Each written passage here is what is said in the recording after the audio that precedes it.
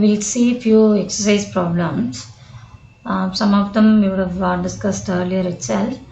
Now here we find the diameter conjugate to given diameter in the case of ellipse as well as in the case of hyperbola. That's the first question. So first we rewrite the given ellipse equation in this way, in the standard form, and in the same way the equation of hyperbola is also rewritten. Now we consider this diameter, that's rewritten as y is equal to 1 by 4 into x. Now our job is to find the diameter which is conjugate to this diameter. So suppose I assume the required diameter to be, say, y is equal to mx, then when I consider this, that is ellipse, then in that case we have to have our condition to be m into 1 by 4 to be equal to minus b square by a square. So that means we have 1 by 4, this 4 and this 4 will get cancelled, giving m is equal to minus 1. So for this, conjugate diameter will be y is equal to minus x. And as for this is concerned, you have the procedure to be the same, m into 1 by 4, but here with the plus sign. So you have 9 by 36 simply. So cancelling this 4, m equal to 1.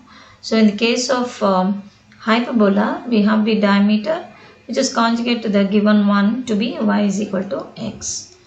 And likewise you have these problems.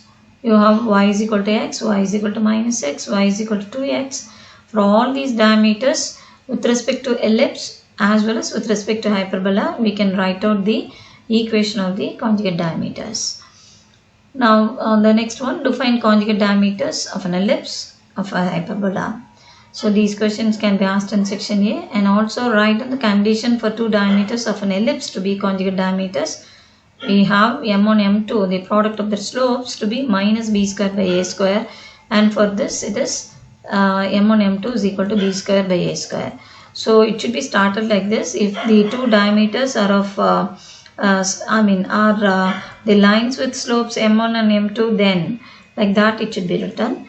And in section we have one more, find the equation of the hyperbola conjugate to the given one. See, for this we have to make use of this formula c is equal to 2a minus h.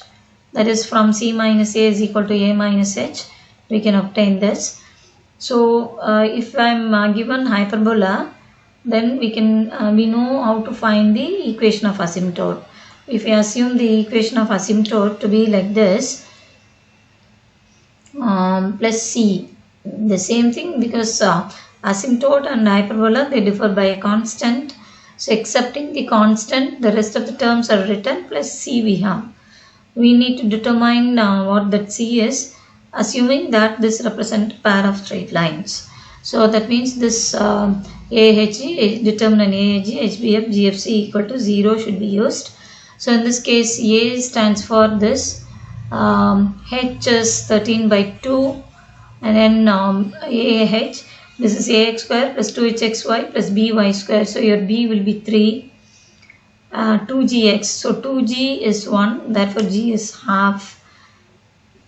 And this is F, 3 by 2 is your F, and C remains as such. So when you expand this out, you will get what that C is, and that will give the equation of asymptote. You know the equation of conjugate, hyperbola, you know the equation of asymptote from here. Make use of this, c is equal to 2a minus h, so that c is equal to 0 gives me the equation of the conjugate hyperbola.